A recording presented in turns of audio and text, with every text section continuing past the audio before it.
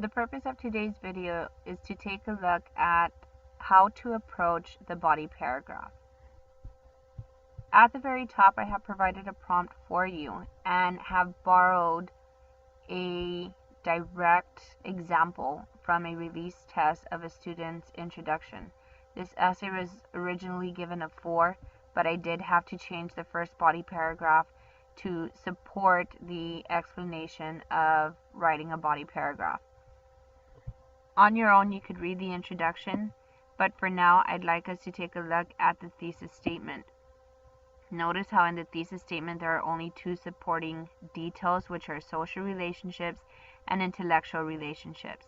These are your guiding words that will help you start the first sentence of your body paragraphs.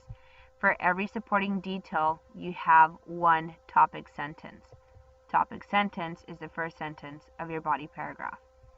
So let's take a look at what we have written here. Undoubtedly, social relationships are the most common form of learning in public school systems. Having that interaction between students allows for an opportunity to discuss topics and share ideas. Thus, there are fewer barriers when it comes to comprehension. For instance, group projects are a great way to learn and work with others. The more opportunities given to collaborate, the more successful the learning becomes. It is through experiences like the aforementioned that one can achieve learning through social relationships. Several things that I want you to pay attention to. You'll notice that, like the introduction, where we go from a very general idea to something more specific and then ending with our main point, it's pretty much the same approach with the entire essay. You always want to make sure that you are focused and on topic. If we look at the prompt, it says, can learning always have a positive effect on a person's life? That was then answered in the introduction. But we want to stay focused on learning, positive effects, and how that is done.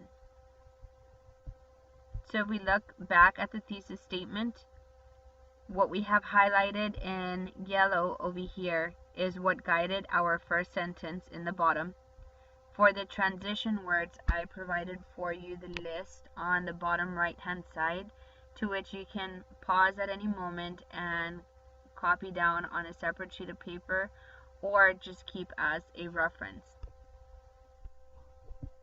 What's highlighted for you in gray are explanations or elaborations on the sentence prior to that information. In light blue, we have an example of what we meant, and then finally the sum up.